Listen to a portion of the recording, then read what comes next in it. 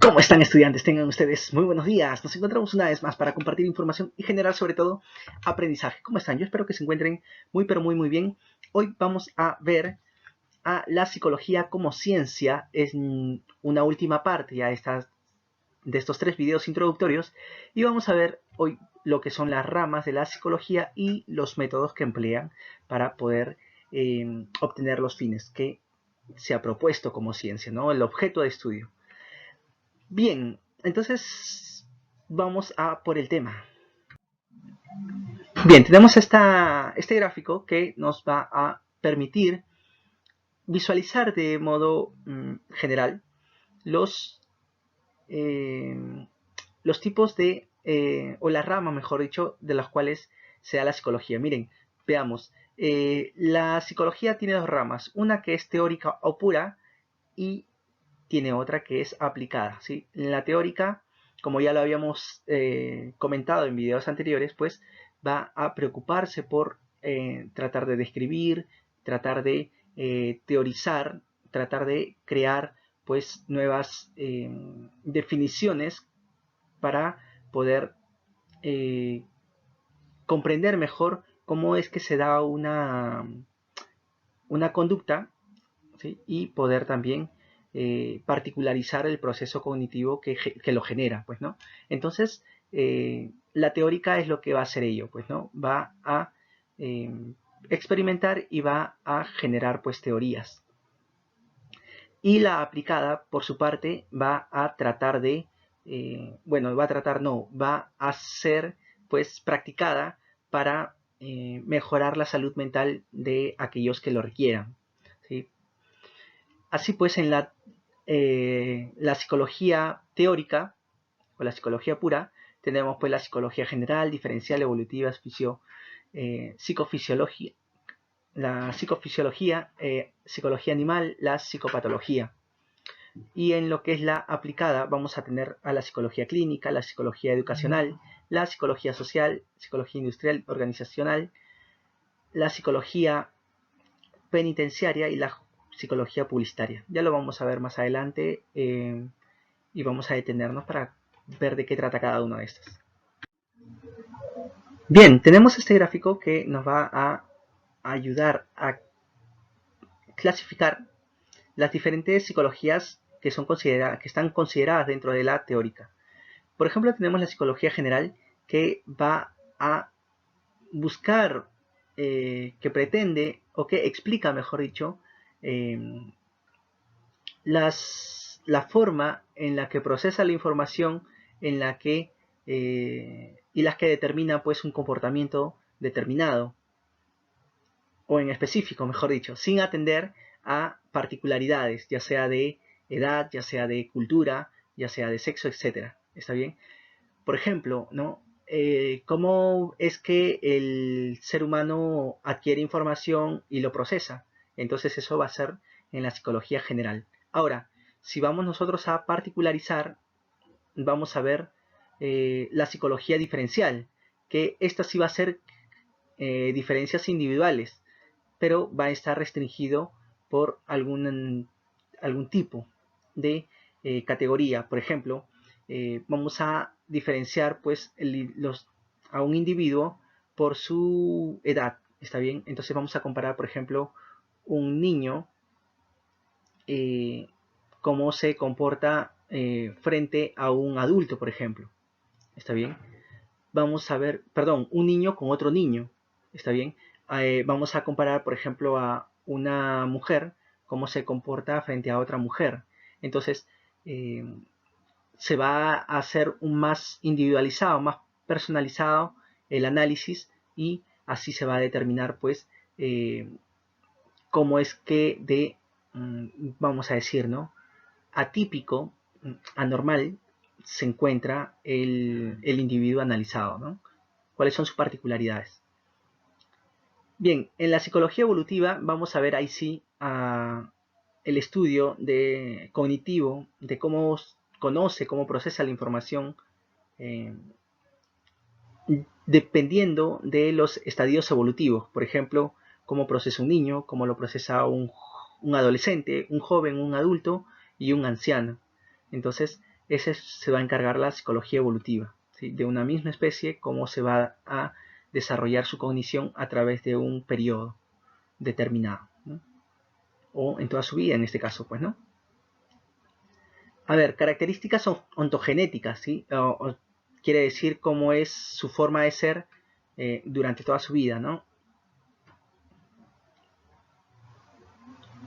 Bien, eso es lo que nos está tratando en general decir esta psicología evolutiva.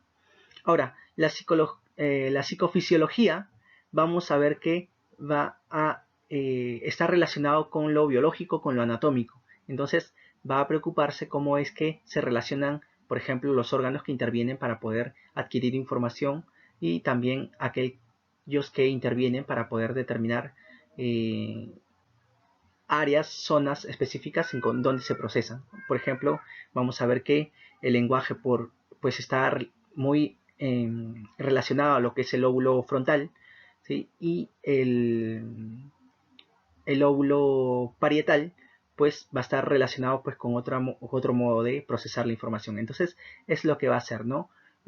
Cómo es que se va a relacionar los diferentes órganos o las diferentes zonas de los órganos para poder darle una explicación o dar una explicación de la conducta y de los procesos cognitivos a través de la biología, de la anatomía, del estudio anatómico.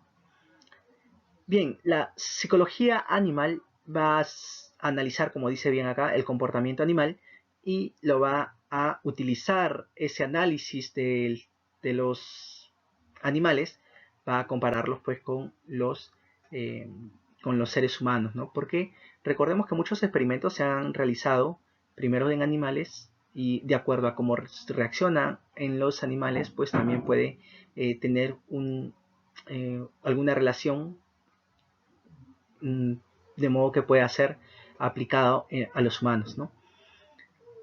Muy bien, y eso es la psicología animal. Luego, la psicopatología, vamos a ver que busca, investiga sobre las causas y los síntomas que muestran algunas enfermedades para darle posteriormente en una psicología aplicada, pues el tratamiento debido y poder mejorar la calidad de vida de aquella persona que desea cambiar. Bien, así tenemos pues la psicología aplicada, ¿sí? La segunda rama de la psicología, y vamos a ver que también tenemos 6 para poder comentar. ¿Sí? La psicología clínica, a ver, dice, se ocupa de la evaluación, diagnóstico y tratamiento. Claro, si una persona no se siente bien consigo mismo o tiene una determinada actitud que se considera como un riesgo o está pues atentando contra otras personas, podría ir a la psicología clínica y llevar un tratamiento de modo que mejore su conducta y puedas relacionarse de mejor manera con las otras personas. La psicología educacional, esto ya no se relaciona con la actitud, con el comportamiento, sino con el modo, con el proceso de aprendizaje, de enseñanza y aprendizaje. ¿Sí? Por ejemplo, los psicólogos que están en los colegios no van a realizar una psicología clínica, ellos están más orientados a cómo es que, cuáles son los métodos que tienen que obtener los estudiantes para que puedan mejorar su comprensión y puedan aprender mejor los conocimientos, ¿no? Desarrollar el intelecto, sobre todo. La psicología social va a estudiar los comportamientos colectivos, ¿no? Y las influencias que tiene el entorno eh, para con el individuo a analizar. Bien, vamos a ver la psicología industrial u organizacional, que va a estar relacionado sobre todo en lo que es el rendimiento en el trabajo, está bien, en el rendimiento, en la evaluación de los trabajadores para que puedan desarrollar un trabajo más eficaz y que también puedan conservar un estilo de vida que les permita pues no saturarse, ¿no? Se busca sobre todo mejorar la calidad del trabajador porque unos trabajadores que están bien pues también generan un trabajo más eficiente. Bajo esa premisa, pues, trabaja la psicología industrial u organizacional. Vamos, la psicología penitenciaria está evocada pues a la readaptación del recluso, ¿no? Del reo. Claro, ¿qué sentido tiene enviar pues a aquellas personas, mandarlas presas, pues, ¿no? Si manejamos la premisa de que no va a cambiar. Entonces, ahí ya no tiene sentido, ¿no? Salvo aislarlo de toda la sociedad que nos consideramos pues que no hacemos tanto daño como ellos. Y eso no se busca, ¿no? Se busca cómo estas personas puedan reintegrarse a la sociedad. Luego también se va a preocupar de las familias que tiene aquel reo, ¿sí? El reo puede tener una esposa, puede tener hijos, entonces ahí también hay una situación pues que va a modificar seguro la conducta, ¿no? El pensamiento de las personas relacionadas con el reo. Bien, por último tenemos la psicología publicitaria que se va a encargar en la publicidad, ¿no? Cuáles son aquellas propagandas que pueden calar más en la población, ¿sí? Entonces, ¿cuáles son las características? ¿Cuál es la psicología del público? ¿Cuáles son, por ejemplo, la psicología de los colores, ¿no? ¿Cómo van a estar relacionados pues con la publicidad? Se comenta que, por ejemplo, el color naranja está más relacionado con lo que es lo divertido, lo juvenil, y por ejemplo el rojo se está relacionado pues con el líder, con lo que es también la pasión, y así otros colores van a van a influenciar en el pensamiento y comportamiento de los espectadores. Entonces de eso se va a encargar la psicología publicitaria, ¿no? De cómo maximizar el alcance de la publicidad, ¿no? Y que pueda pues generar las compras, ¿no? de un producto determinado. Bien, ahora vamos a ver los métodos de la psicología. Vamos a ver el método de observación, que se va a dividir en dos, ¿no? En lo que es la extrospección y la introspección. La extrospección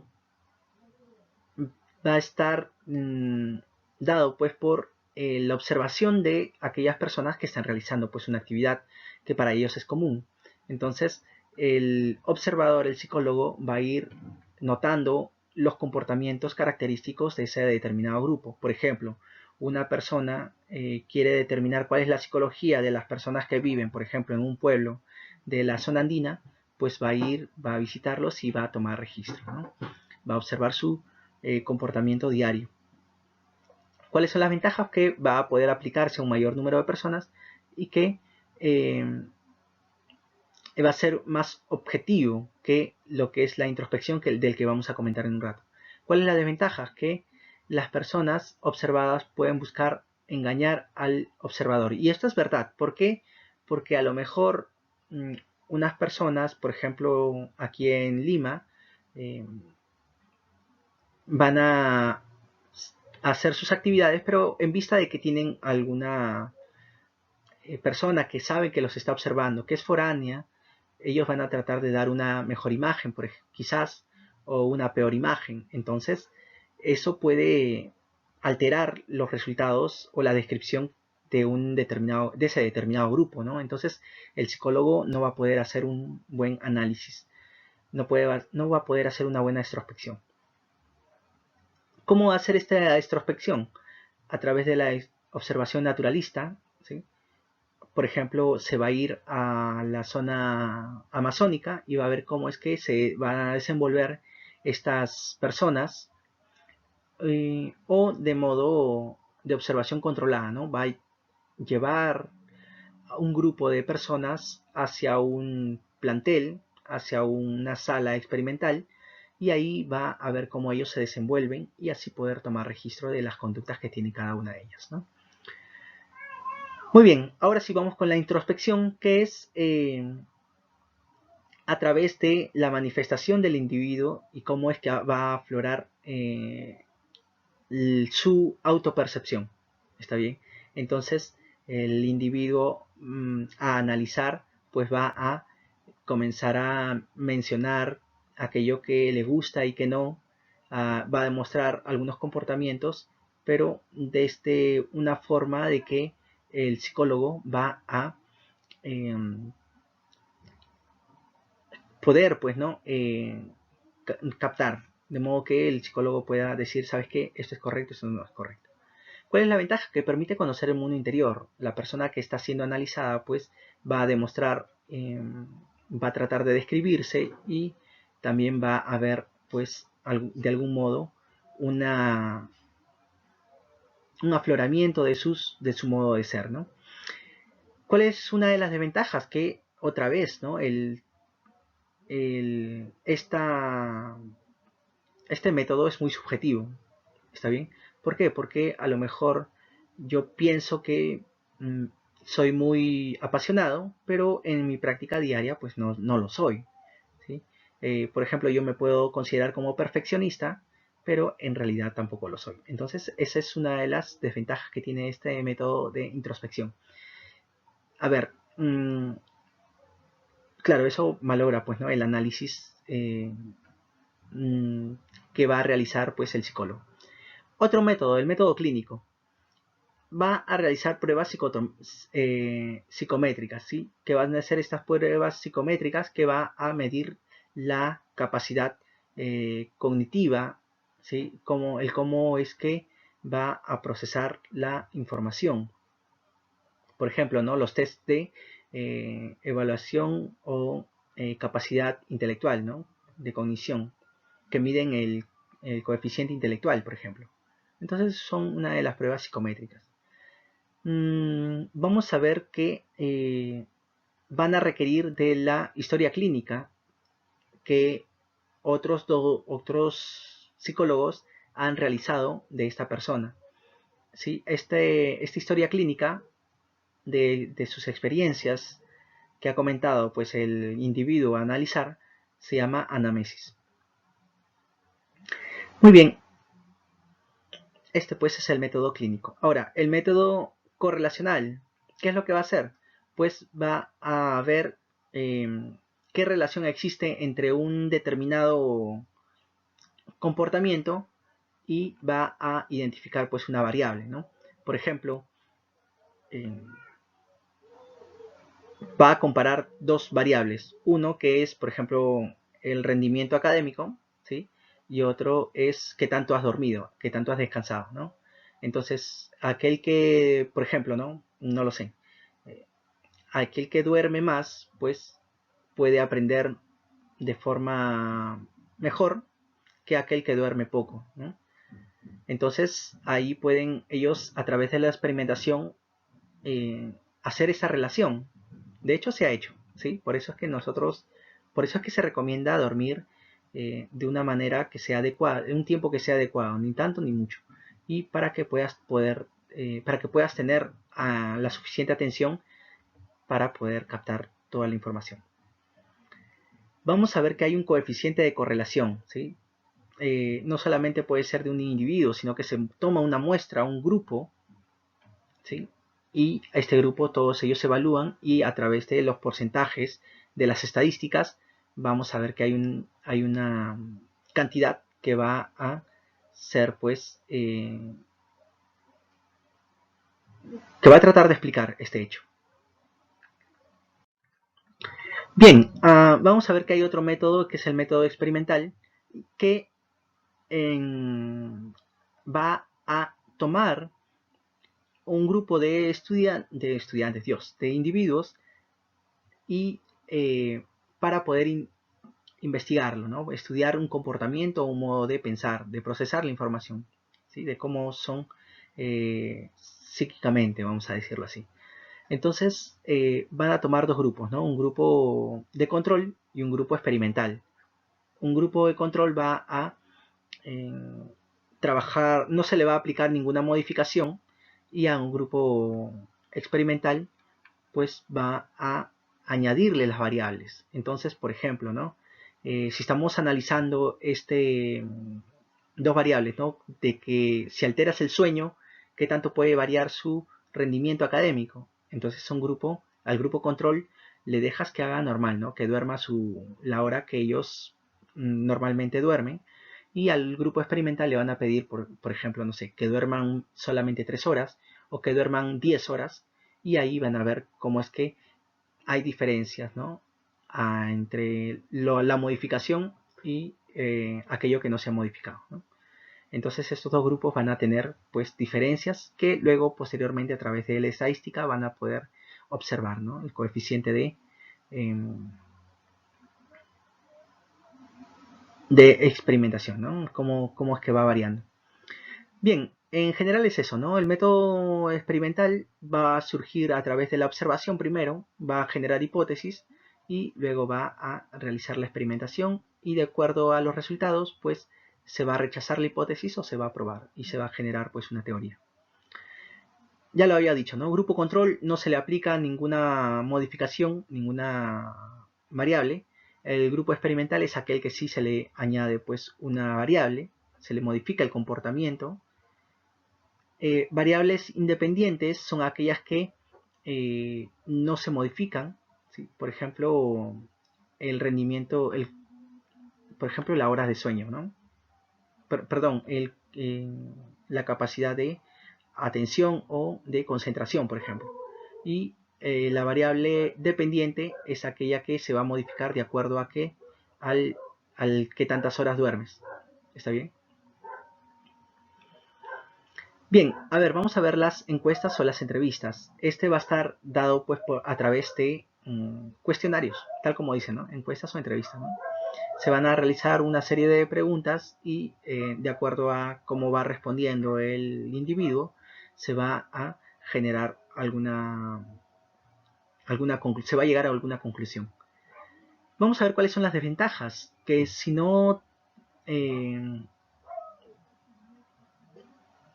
por ejemplo, ¿no? Si no se tiene una buena ficha, ¿sí? Una buena entrevista, pues eh, el, el individuo que está siendo analizado pues puede marcar de manera errónea o de otro modo, ¿no? Puede marcar la entrevista pero no corresponde con la realidad ni con su comportamiento. Entonces hay una disonancia, ¿sí? Una disonancia cognitiva que no va a permitir que la prueba sea correcta. Bien, vamos a los métodos múltiples. ¿Para qué sirven estos métodos múltiples? Pues van a ser aplicados para un mismo problema. ¿Qué sucede? Que como hemos visto hay algunos métodos que tienen ventajas y otras ofrecen desventajas.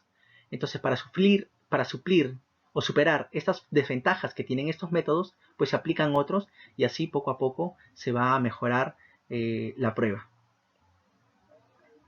Bien, tenemos los métodos, ¿qué dice? Los métodos genéticos. Bien, esto vamos a ver qué es el estudio a través que el análisis tenemos dos tipos, ¿no? Longitudinal y transversal. Se va a visualizar sobre todo en lo que es la génesis, eh, que está relacionado, perdón, con la genética, porque se va a analizar la evolución, ¿está bien? Tenemos un estudio del individuo en un determinado lapso, por ejemplo, la infancia, entonces vamos a analizar cuáles son aquellas modificaciones biológicas, ¿sí? Y que están en correspondencia con su forma de entender el mundo, ¿no? De procesar la información, de su forma de pensar, mejor dicho. ¿Está bien? Cómo piensa un niño, cómo piensa un adolescente, cómo piensa un joven. Luego vamos a ver el método genético en su tipo transversal, que se va a estudiar varios individuos en un momento determinado.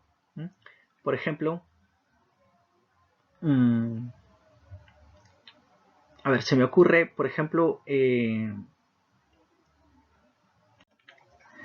bien, el transversal va a ser un estudio de varios individuos en un momento determinado, ¿está bien? Por ejemplo, los niños, cómo son en su periodo, ¿no? En la niñez, valga la redundancia. Cómo son los jóvenes en su periodo, ¿Está bien? Entonces, eso es lo que va a hacer el método genético y va a tratar de comprender, al igual que como lo hacía Piaget, ¿no? Por ejemplo, cuáles son las características de cómo procesa la información que adquiere, ¿no? De su mundo que le rodea.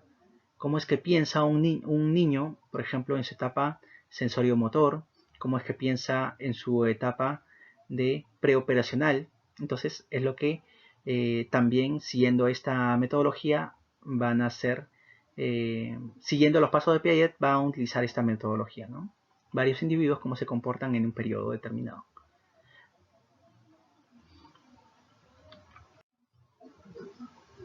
Bien, aquí les muestro una tabla que es pues de la Universidad, del Centro Preuniversitario de San Marcos, el cual nos muestra más información acerca de lo que es los métodos de investigación, ¿sí? Descriptivo, correlacional y experimental. Aquí tenemos sus características, sus procedimientos. Muy bien, se los dejo para que ustedes puedan darle una leída y puedan enterarse de qué es lo que, cuál es la información que brinda eh, el Centro Preuniversitario de San Marcos respecto a estos métodos de investigación. Por mi parte, esa es la información que puedo compartir. Eso es todo. Goodbye.